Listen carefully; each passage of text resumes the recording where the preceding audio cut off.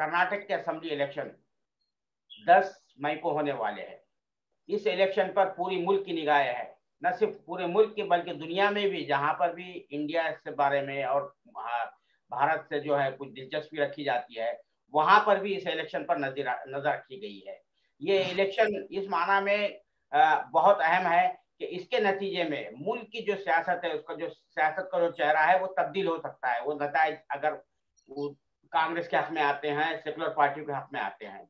उसी हवाले से हमारे साथ आज बात करने के लिए मौजूद है डिस्टिंग्विश सेफोलॉजिस्ट, मुमताज इंतखाबी तज्जियाकार, और जो अमली मैदान में भी जो काम करते हैं। ऐसा नहीं है कि सिर्फ वो कलम के धनी है, बल्कि अमली मैदान में भी काम करते हैं। और कर्नाटक में जो इलेक्शन हो रहा है उस हवाले से भी वो फील्ड में घूम रहे हैं, लोगों की नफ्स टटोलने की कोशिश कर रहे हैं। हमारी खुशकिस्मती है तो उन्होंने साला डिजिटल चैनल के लिए वक्त दिया है। मैं उनका इस प्रोग्राम में इस्तकबाल करता हूँ। डॉक्टर योगेंद्र यादव साहब, मैं आपका बहुत मशकूर हूँ कि आपने हमारे चैनल के लिए कुछ वक्त निकाला अपनी बहन की मसरूफियात में से। तो सबसे पहले मेरा सवाल यही है कि डॉक्टर यादव साहब, आप कर्नाटक में घूम रहे हैं, लोगों की नफ्स टटोल रहे हैं, तो आपका क्या असेसमेंट है? आप कह रहे हैं कि आपने कई मदामीन भी लिखे हैं, अंग्रेजी में, हिंदी में, मुख्तलिफ जगह छपे हैं, जो आपके ओपिनियन पीस आए हैं। तो उसमें आप कह रहे हैं कि कांग्रेस की एक हवा सी है वहां पर चल रही है। बहुत बहुत शुक्रिया। देखिए, पहली बात तो मैं ये साफ कर दूं कि मैं कर्नाटका में सिर्फ किसी एनालिस्ट की हैसियत से नहीं, ईमानदारी से कहना चाहिए। एक जमाना था जबकि मैं बैठ के यहाँ इलेक्शन एनालिसिस करता था, फोरकास्टिंग किया करता था, भविष्य बताता था। आजकल भविष्य बनाने का काम करता हूँ, तो इसलिए मैं ये कहूँ कि मैं कोई एक न्यूट्रल ऑब्जर्वर हूँ, वो बात ईमानदारी की नहीं होगी। यहाँ कर्नाटका में तमाम संगठन जो हैं, तमाम मूवमेंट्स हैं, किसानों के मूवमेंट, दलितों के मूवमेंट, माइनॉरिटी के मूवमेंट्स, और जो मजदूरों के मूवमेंट, और जितने भी सिविल राइट्स के लिए काम करते हैं, वो तमाम सब लोग एक साथ जुड़े हैं। ये दिलु कर्नाटका करके एक इनिशिएटिव है, उसमें मैं उसके हिस्से के बतौर कर्नाटका में घूम रहा हूँ, कोशिश कर रहा हूँ कि कर्नाटका का ये जो इलेक्शन है, जो पूरे देश के लिए बहुत महत्वपूर्ण है, उस इलेक्शन में हम अपनी भूमिका अदा कर सकें। लेकिन आपका सवाल मेरी पुरानी भूमिका के बारे में है, यानी कि इलेक्शन का एक एनालिसिस करना। मैं कोशिश करता हूं कि अपनी उम्मीद को अपने एनालिसिस से अलग रखूं। जैसे उत्तर प्रदेश के इलेक्शन में उम्मीद मैं करता था कि बीजेपी हारेगी, लेकिन वहां घूमने के बाद बिल्कुल साफ हो गया था कि बीजेपी हार नहीं रही है। कर्नाटका में खुशकिस्मती शायद हमारी है कि मेरी उम्मीद और मेरा असेसमेंट दोनों एक ही डायरेक्शन में जा रहा है। इस वक्त कर्नाटका में अगर आप घूमें, दो तरह की बात मैं कहूँगा। एक तो सर्वे के हवाले से कहूँगा, और दूसरा मेरा अपना जो सड़कों पे घूमने का जो तजुर्बा है, हम लोगों से मिलने से जो कुछ मुझे हासिल हुआ है, उसके बारे में कुछ कहूँगा। सर्वे अब तक कुल मिला के 4 हुए हैं, जिन पे यकीन किया जा सकता है थोड़ा बहुत, जो सचमुच होते हैं। बाकी तो आजकल यहाँ पे हमारे देश में मीडिया में, टेलीविजन में बिल्कुल कागजी सर्वे का एकदम रिवाज चल निकला है। रातों रात लोग कहते हैं हमने 2.5 लाख लोगों का इंटरव्यू किया, पता नहीं कहाँ किया है, किससे किया है। 4 सर्वे हुए हैं जो कि कम से कम हुए हैं, कम से कम मुझे यकीन है कि कम से कम सर्वे हुआ है। पहला सिसरो करके एक ऑर्गेनाइजेशन है जिसने साउथ फर्स्ट में पब्लिश किया था। उन्होंने कहा कि कांग्रेस को 4% की लीड है। अभी सीटों की बात मैं नहीं कर रहा, वोट की बात कर रहा हूँ। उसके बाद सी वोटर के कई सर्वे आए हैं, अलग अलग मुख्तलिफ चैनल्स पे आए हैं। उन्होंने पहले कहा 5, अब कहते हैं कोई 6-7% लीड कांग्रेस को वो दिखा रहे हैं। उसके बाद CSDS का सर्वे आया है NDTV के लिए, जिसमें उन्होंने एग्जैक्ट वोट शेयर तो नहीं दिया, लेकिन अगर आप उनके ही डेटा को एनालाइज करो तो आपको दिखेगा वो अंदाजन 7% के करीब फासला दिखा रहे हैं कांग्रेस और बीजेपी के बीच, कांग्रेस के हक में। और एक बहुत बड़ा सर्वे यहाँ हुआ है जो कि edina.com करके है, जिन्होंने अपने वॉलंटियर्स को भेज के पूरे कर्नाटका में सर्वे करवाया, जिसके डाटा मुझे भी देखने को मिले। करवाया मैंने नहीं था, लेकिन डेटा देखने को मिले। वो बताता है कि कांग्रेस को 10% वोट का एडवांटेज है, यानी कि वो कहता है कि कांग्रेस को 43% मिलेंगे, बीजेपी को 33% मिलेंगे। अब इन चारों में से मोटे तौर पे किसी की बात भी आप मान लीजिए, एक बात पे हर कोई एग्री करता है कि कांग्रेस बीजेपी से आगे है, लीड है। आगे है और बहुत आगे है। आप सड़क पे घूमिए, आप इस बात को चेक कर सकते हैं। एक हवा है, इस वक्त आपको कोई कर्नाटका में शख्स नहीं मिलेगा जो कहता हो कि पिछली बार मैंने कांग्रेस को वोट दिया था लेकिन इस बार कांग्रेस को वोट नहीं दूंगा। ऐसा कोई नहीं मिलता। ऐसे तमाम लोग मिलते हैं जो कहते हैं पिछली बार बीजेपी को दिया था लेकिन इस बार कांग्रेस को दूंगा। कुछ आपको मिल जाते हैं, पिछली बार जेडी को दिया, जेडीएस को दिया था, इस बार कांग्रेस को दूंगा। पहला साइन है सड़क पे। दूसरा, सड़क पे साइन मिलता है अगर आप लोगों से, बीजेपी के सपोर्टर्स से प्यार से बैठ के बात करें और उनसे कहें कि हाँ हाँ वोट तो आप बीजेपी को देंगे लेकिन बोमई सरकार के बारे में आपका क्या विचार है। बीजेपी का एक भी वोटर मुझे नहीं मिला जो कहता हो कि बोमई सरकार अच्छी सरकार थी। वो कहेंगे छोड़िए तो मोदी जी की बात कीजिए, या देखिए मेरी पार्टी है मैं तो वोट दूंगा, सरकार अच्छी हो बुरी हो जैसी भी हो मैं वोट दूंगा। मतलब उससे आपको लोगों के रुझान पता लग जाता है कि हवा का रुख किस तरफ है। बहरा है। तीसरा, अगर आप कर्नाटका में गरीबों से बात करें, मजदूर से, सड़क पे कुछ खोमचे वाले से, बहुत गरीब लोगों से बात करें, वो कम से कम एक तरफा बात करते हैं। उनमें से एक भी आपको बीजेपी के हक में बोलने वाला नहीं मिलेगा। वोट देने वाला मिल जाएगा, वोट अपने हाँ औकात भी होते हैं, पैसे का खेल भी होता है, सब कुछ होता है, जी। मगर बोलते नहीं है। बीजेपी के हक में बोलने वाला एक नहीं मिलेगा।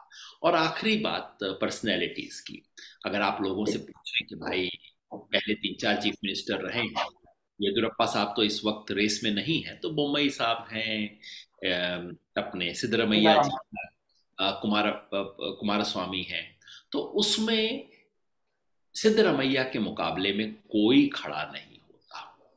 मतलब थोड़ा बहुत आगे नहीं है, मतलब बहुत बहुत आगे है जनता की निगाह में। अगर ये सब बातें आपको सड़क पे सुनने को मिले तो मोटे तौर पे उससे आप ये कंक्लूजन निकाल सकते हैं कि एक हवा है इस वक्त कांग्रेस के फेवर में। अब हवा होगी या कि आंधी होगी कि तूफान होगा, ये 13 तारीख को खुलेगा। लेकिन कुल मिला के हवा का रुख एक तरफा है, इसमें कोई दो राय हो नहीं सकती। कोई बीजेपी वाले को भी आप कैमरा ऑफ करके पूछ लीजिए, वो भी आपको बता देगा भाई साहब इस बार तो बात नहीं बनेगी। हमारे साथ हमारे कुलीग भी है डॉक्टर रिजवानुल्लाह खान साहब। वो भी आपसे कुछ सवाल पूछना चाह रहे हैं क्योंकि वो खुद कर्नाटक के इलेक्शन का जो है फील्ड जो है तो रिपोर्टिंग कर रहे हैं, ग्राउंड रिपोर्टिंग कर रहे हैं। रिजवानुल्लाह साहब, आप डॉक्टर योगेंद्र यादव साहब से सवाल करिए। सर आदाब। आदाब सर। सर गुज़िश्ता 3-4 दिनों से कर्नाटक में जो सूरत हाल बन रही है, जिस तरह पोलराइजेशन करने की कोशिश की जा रही है, उसे देखते हुए आपने क्या असेस किया है सर? रिजवान साहब, ये कोई पहली बार थोड़ी है, हर बार का यही हथकंडा है। हर बार आखिरी दिनों के अंदर यही खेल होता है। इस बार बजरंग बली हो गया तो किसी बार कुछ और बली हो जाएगा। मतलब किसी ना किसी की तो बलि देनी है ना इन लोगों को। और वो गाना है ना, वो ये ना होता तो कोई दूसरा गम होना था। तो ये बजरंग बली ना आता तो कहीं कुछ और ढूंढ लाते, किसी आदमी को खड़ा करके कुछ कर लेते। हकीकत ये है कि बीजेपी के हक में इस बार कोई चीज जा नहीं रही है और आखिरी मौके पे इस तरह की तिकड़म चला रहे हैं। इससे स्टूडियो में तो खूब लहर मच जाती है, टीवी स्टूडियो में बहुत उठापटक, चाय के प्याले में तूफान आ जाता है। मुझे नहीं लगता कि इससे इलेक्शन के सूरत हाल बुनियादी रूप से बदलेंगे, क्योंकि जो कांग्रेस ने बात कही है उस बात में कोई गलती है ही नहीं। क्या कहते हैं वो, कांग्रेस ने मैनिफेस्टो में क्या लिखा है, कहा है जो कोई भी ऐसा ऑर्गेनाइजेशन, तंजीम कोई भी इस तरह की है जो कि संविधान के खिलाफ, कानून के खिलाफ लोगों में नफरत फैलाए, हिंसा फैलाए, हम उससे सख्ती से पेश आएंगे। अब बताइए इसमें क्या बुराई हो सकती है। और इस देश के प्रधानमंत्री कहें कि इसका मतलब है कि बजरंग बली को अरेस्ट किया जा रहा है, अब इससे ज्यादा फूहड़ बात क्या हो सकती है। ताली वाली पिटवाले के लिए अच्छी बात है, लेकिन मुझे नहीं लगता कि इससे हो। अगर आप क्रिकेट के मुहावरे में कहें तो 20 ओवर का मैच है, 18वां ओवर चल रहा है, 65 रन अभी बनाने बाकी हैं, और ऐसे में अगर एक नो बॉल मिल भी गई तो क्या फर्क पड़ता है। नहीं, बहुत से जो है इसी हवाले से उन्हीं के सवाल को कनेक्ट कर रहा हूँ, मैं कम्प्लीमेंट कर रहा हूँ। कई जो सेकुलर माइंडेड है लोग हैं, उनका ये कहना है कि कांग्रेस ने फिर एक गलती कर दी, ये जो बजरंग दल पर पाबंदी लगाने की बात करके जो है, जो मुहिम जो चल रही थी, सिंध में चल रही थी, एक डायरेक्शन में, एक खास डायरेक्शन में चल रही थी, वहां पर जो है हिंदुत्व को फुटहोल्ड नहीं मिल रहा था। तो ये जो है इस पर आप क्या कहेंगे? जो मैं कतई सहमत नहीं हूँ इस बात से। मैं आपको ईमानदारी से बता दूं अपनी बात। देखिए, उस सेंटेंस में ये बजरंग दल का नाम है और उसमें पीएफआई का भी नाम है, और मैं इन दोनों के बारे में सख्ती के हक में हूं। और सिर्फ बजरंग दल ही नहीं, बजरंग जैसे दल जैसे दर्जनों जो इन्होंने इकट्ठे कर रखे हैं, कभी धर्म संसद कह देते हैं, कभी श्री राम सेना कह देते हैं, हर महापुरुष के नाम को बदनाम करके ही मानेंगे ये लोग, तो हर एक के नाम को मैला करेंगे।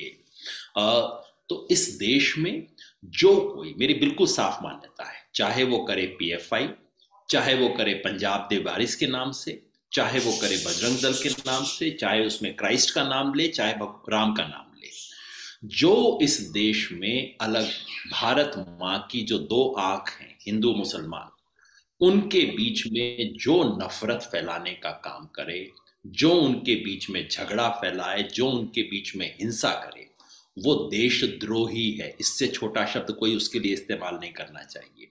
ये देशद्रोह है और देशद्रोहियों के साथ सख्ती से पेश आना चाहिए।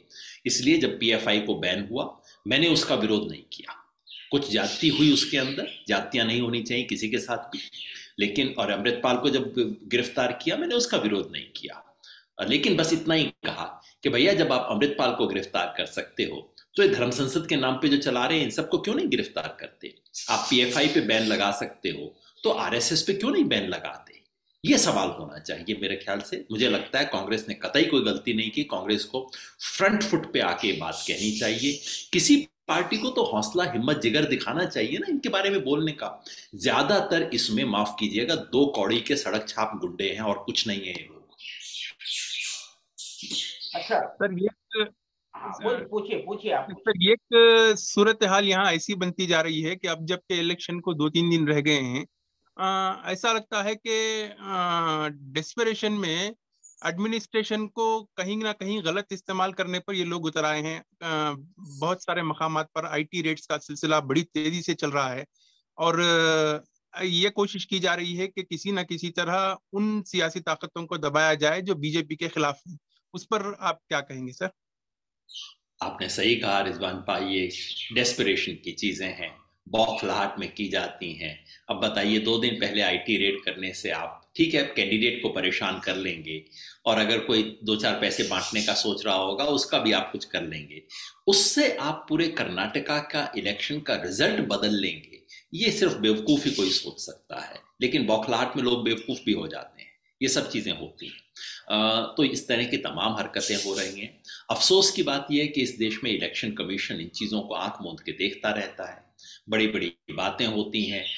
इस देश में सुप्रीम कोर्ट का डिसीजन है कि आप धर्म के नाम पे वोट नहीं मांग सकते, और कहा है कि इस पे एकदम केस दर्ज, और पुराना डिसीजन नहीं है, 2-2.5-3 साल पुराना डिसीजन है ये।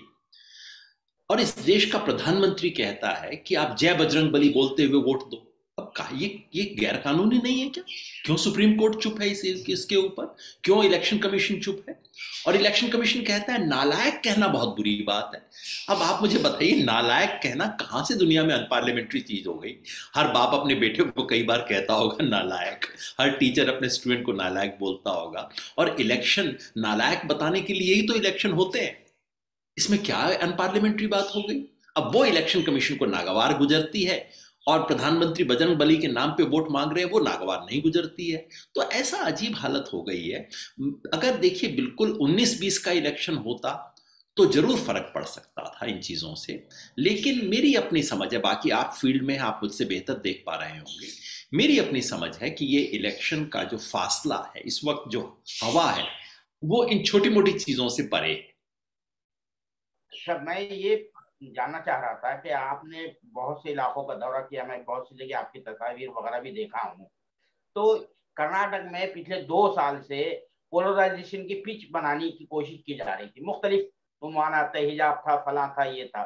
उसके बावजूद भी यहाँ पर गुजरात मॉडल फेल नजर आ रहा है। यूपी में जो किया गया था, जिस तरह से पोलराइजेशन किया गया था, यहाँ पे इनका जो हिंदुत्व जो है, यानी मुस्लिम सेंट्रिक पॉलिटिक्स जो है, ये कामयाब नहीं हो पाई। क्या वजह, क्या है, आपका क्या असेसमेंट है इसके बारे में? देखिए, इसमें एक कंक्लूजन हमें निकालना चाहिए, दूसरे से हमें बचना चाहिए। ये बात मुझे इस वक्त साफ लगती है कि इस इलेक्शन में ये कार्ड नहीं चल रहा। इस इलेक्शन में अपनी तरफ से कोई हिंदू मुसलमान की बात नहीं करता। हिंदू अपने आप उठाता नहीं है, मुसलमान के मन में है क्योंकि वो तो प्रताड़ित है, वो तो इसको झेल चुका है। लेकिन मुसलमान ने फैसला किया है कि मैं इस सवाल को सबसे आगे नहीं उठाऊंगा इस वक्त। तो इस वक्त कोई उठा नहीं रहा, लेकिन लोगों के जहन में है या नहीं ये हमें अभी तय नहीं करना चाहिए। बहुत जहर डाला गया है और अफसोस की बात यह है कि जहर जब इतना ज़्यादा डाला जाता है तो लोगों के जहन में पहुंचता है, लोगों के दिमाग पे असर करता है। इस जहर को निकालने में वक्त लगेगा। इलेक्शन बीजेपी हार जाती है इसका मतलब ये नहीं है कि आरएसएस की आइडियोलॉजी पूरी तरह हार गई है। उसके लिए बहुत लंबा वक्त काम करना पड़ेगा, मेहनत करनी पड़ेगी। लेकिन ये बात जरूर है कि फिलहाल ये कार्ड यहाँ नहीं चल रहा। फिलहाल लोगों को गैस सिलेंडर के दाम की ज़्यादा चिंता है बजाय कि हिजाब के, अजान के, इन सब चीज़ों के। और मैं समझता हूँ देश के लिए बहुत एक अच्छा संकेत है कि अगर इस देश के लोग, देखिए इस देश के लोग एक सेकुलर इंडिया के लिए वोट करें वो तो बहुत ही शानदार चीज़ होगी। लेकिन जब तक वैसा ना हो, क्योंकि लोगों का जहन बनाने में वक्त लगता है और जो सेकुलर लोग हैं उनका अपना दोष है कि उन्होंने लोगों का मिजाज, लोगों का दिमाग पिछले 70 साल में तैयार नहीं किया उसके लिए। ये काम तो रातों रात होगा नहीं, लेकिन तब तक लोग कम से कम महंगाई पे, रोजगार पे, अपने रोजमर्रा के हालात पे, इस पे वोट देना शुरू करें तो वो देश के लिए बहुत एक अच्छी चीज़ होगी। तो कर्नाटका में वो मैं देख रहा हूँ। बाकी सेकुलरिज्म, देखिए जिन्हें हम सेकुलर पार्टी कह देते हैं वो पार्टियां सेकुलर हों ऐसा कोई जरूरी नहीं है। बस आप समझ लीजिए वो पार्टी खुल्लम खुल्ला नफरत का व्यापार नहीं कर रही है, बस इतना ही है। बाकी सेकुलरिज्म को बचाना और उसको तमाम तरह की चीज़ों से बचाना, सेकुलरिज्म को ये जो सॉफ्ट हिंदुत्व है उससे बचाने की ज़रूरत है। सेकुलरिज्म को उसकी बहुत सुस्त सी मुस्लिम परस्ती जो होती है उससे बचाने की ज़रूरत है। सेकुलरिज्म प्रिंसिपल ग्राउंड पे खड़ा हो, हर सही को सही और गलत को गलत कह सके, उसके लिए बहुत लंबी कोशिश करनी होगी। कर्नाटका का इलेक्शन अपने आप में उस लड़ाई को जीत नहीं देगा हमारे लिए, लेकिन कर्नाटका का इलेक्शन उस लंबी लड़ाई का दरवाजा खोले रखेगा, ये मेरी उम्मीद है। बस दरवाजा खुला रहे, लड़ाई तो हमें लड़नी है और बहुत लंबी लड़नी है। तो ये समझते हैं कि कर्नाटका इलेक्शन गेटवे ऑफ 2024 हो सकता है? दो बातें साहब। एक तो इसमें कोई, देखिए ईमानदारी से मैं कहूं, अगर बीजेपी कर्नाटका का इलेक्शन जीत जाती है, जिसकी उम्मीद फिलहाल मुझे नहीं दिख रही है, लेकिन अगर जीत जाती है तो 24 का दरवाजा लगभग बंद कर देगी। उसके बाद तो डंका पिटना शुरू हो जाएगा, 24 इज ए डन डील, बस अब तो सोचने की जरूरत ही नहीं है। तो मतलब 24 में मैच शुरू होने से पहले वॉकओवर की हालत हो जाएगी। अगर बीजेपी हारती है, जो मुझे लगता है कि ज्यादा गुंजाइश है, अब मुझे उम्मीद बन गई है, और अगर बीजेपी अगर हारती है तो 24 की लड़ाई खुली रहती है, उसके दरवाजे बंद नहीं होते, उसका दरवाजा खुला रहता है। और अगर बीजेपी बुरी तरह से हारती है तो 24 की लड़ाई थोड़ी सी ज्यादा आसान हो जाएगी, एकदम हौसला बढ़ेगा, लोगों को दिखेगा, पूरे देश में मैसेज जाएगा। उस लिहाज से कर्नाटका का इलेक्शन का रिजल्ट बहुत अहम है इस देश के लिए। लेकिन इतना ध्यान रखना चाहिए कि कर्नाटका जीतने भर से 24 की लड़ाई जीती नहीं जाएगी। 24 की लड़ाई का दरवाजा खुला रहेगा। लड़ाई तो जाके लड़नी पड़ेगी, वो आपको बिहार में लड़नी पड़ेगी, वो आपको राजस्थान, मध्य प्रदेश में लड़नी पड़ेगी, तेलंगाना में लड़नी पड़ेगी, वो तो लड़ाई है। मगर अभी तो फिलहाल इतना ही कहें कि बस लड़ाई के लिए दरवाजा खुला रहे। आखिरी सवाल मेरा ये है, क्योंकि वो टाइम जो है इसका खत्म हो रहा है, ईवीएम के हवाले से बड़े अप्रीहेंशन है, खदशात है।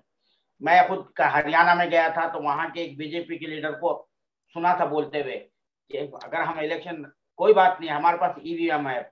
यूपी में भी इसी तरह की बात हुई थी, ईवीएम है।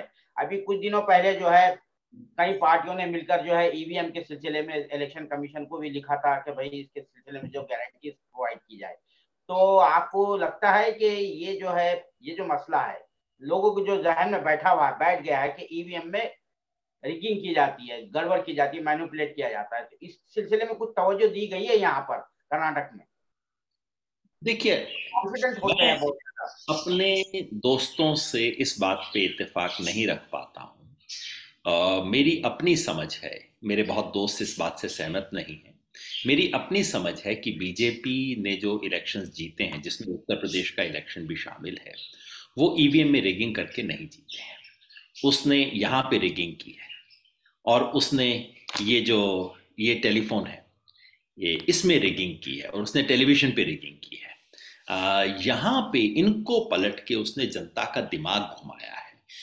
वो सबसे बड़ी चीज़ है, और इसलिए भी मैं बार बार इस बात को कहता हूँ, बीजेपी के हक में बात कहने का कोई मतलब नहीं है मेरे लिए, लेकिन ये बात मैं इसलिए कहता हूँ कि हम अपनी चैलेंज को कहीं गलत ना समझ बैठे। हमारी चैलेंज, पहली चैलेंज है यहाँ पे जो रिगिंग हो रही है दिमाग में, दिलो दिमाग में, जो बीजेपी दिल में जहर और दिमाग में झूठ ये जो कर रही है, पहले तो उसको चैलेंज करना है, बाकी सब बातें बाद में आएंगी। दूसरा, जहां तक ईवीएम का ताल्लुक है, मैं समझता हूं वहां पे भी बीजेपी हेराफेरी करती है, मगर पुरानी स्टाइल की हेराफेरी पे हमें ध्यान देना चाहिए। पुरानी स्टाइल की हेराफेरी क्या है? आपने जिक्र किया खुद ही, इलेक्शन कमीशन बिल्कुल एक तरफा है, पैसे का जो खुल्लम खुल्ला रोल हो रहा है। कर्नाटका की तमाम टॉप चैनल और तमाम अखबार, मैंने आपको जिक्र किया ईदिना के सर्वे का, वो सर्वे, रोज ये चैनलें झूठ सर्वे दिखाती हैं, लेकिन ईदिना का सर्वे आया, एक भी अखबार ने रिपोर्ट तक नहीं किया न्यूज की तरह। ये हेराफेरी बीजेपी करवाती है मीडिया को कैप्चर करके। और एक और ईवीएम इलेक्शन के ताल्लुक से सिर्फ एक इंपॉर्टेंट चीज जिक्र करना चाहता हूं, वो ये कि इलेक्शन वाले दिन सुबह सुबह ये नियम होता है कि पहले सब एजेंट्स के सामने डमी 40-50 वोट डाले जाते हैं, उसके बाद उसमें डिलीट का बटन दबाया जाता है ताकि मीटर दोबारा जीरो पे खड़ा हो जाए। जो मेरे निगाह में है और बीजेपी की तरफ से खासतौर पे जो किया जाता है वो ये कि जहां जहां ऑपोजिशन का ये पोलिंग एजेंट ना हो, और पोलिंग ऑफिसर्स तो इनके काबू में रहते ही हैं, तो वहां वहां वो क्या करते हैं, पहले 30-40 वोट में 5 दूसरे के डाल दिए, 35 अपने डाल दिए, और उसको डिलीट का बटन नहीं दबाया। नतीजा क्या होता है कि यहां मीटर ही इनका 35 से शुरू होता है, और अगर ये हेराफेरी आपने 100 बूथ में कर ली तो समझिए आपको 3500 का एडवांटेज तो शुरू से मिल गया। इस तरह की हेराफेरी होती है, और ये बात आखिर में भी होती है जब सील बंद करना होता है, क्योंकि ऑपोजिशन पार्टियों के एजेंट वगैरह 3-4 बजे तक खिसक लेते हैं, और शाम 5-6 बजे आखिर में 25 वोट और डाल दिया आपने एक के तक। तो ईवीएम की तो बाद में बात देखी जाएगी, सुप्रीम कोर्ट में देखेंगे, फिलहाल उसके बारे में पतला होने की कोई जरूरत नहीं है। फिलहाल हम इसी पे फोकस करें कि सुबह 6 बजे से 8 बजे के बीच में कोई खेल ना हो, और शाम 5 बजे के बाद कोई खेल ना हो। ये दोनों चीजें हैं जिसके बारे में हमारी चिंता से कुछ फायदा होगा, बाकी ईवीएम के बारे में चिंता से कोई फिलहाल फायदा नहीं होगा। मेरी अपनी राय जरूर है, वो मैं आखिर में जरूर कह दूं कि सिर्फ एक काम करना चाहिए, वो ये कि ईवीएम की आजकल तो पर्ची निकलती है वीवीपैट वाली, हर बूथ में हर पर्ची की गिनती होनी चाहिए। बस बैलेट पेपर पे जाने की जरूरत नहीं है, बस पर्ची की गिनती करना मैंडेटरी कर दीजिए। इलेक्शन रिजल्ट 6-8 घंटे बाद आ जाएगा, क्या पढ़िए, देश को क्या फर्क पड़ता है 8 घंटे बाद रिजल्ट आ जाएगा तो, लेकिन देश को भरोसा होगा। ये जो बात आप कहते हैं ईवीएम को लेके बहुत चल रही है, बहुत लोगों के मन में शुबा है, अगर वो झूठ भी है तब भी बहुत बड़ा शुबा है वो, अगर गलत फहमी भी है तब भी इस देश के करोड़ों लोगों के मन में अगर गलत फहमी है कि भाई मेरा वोट ठीक से काउंट होगा या नहीं, तो बहुत बड़ी बात है भाई। ये तो लोगों को भरोसा देना पहला काम होना चाहिए। इसलिए मेरी उम्मीद है कि 2024 तक आते आते ऐसा नियम बनेगा कि वीवीपैट की पर्ची को भी गिना जाए और इस सारे मामले का वहां पे अंत किया जाए। बहुत शुक्रिया डॉक्टर योगेंद्र यादव साहब, हम आपसे और गुफ्तगू करना चाह रहे थे लेकिन टाइम इजाजत नहीं दे रहा है। और रिजवान अल्लाह खान साहब का भी बहुत बहुत शुक्रिया, ये बहुत ही फ्रूटफुल गुफ्तगू रही, और कर्नाटक के इलेक्शन के हवाले से बहुत चीजें हमारे सामने आई आपके हवाले से। Thank you very much sir, शुक्रिया बहुत बहुत। बहुत बहुत मेहरबानी, शुक्रिया, थैंक यू, नमस्कार।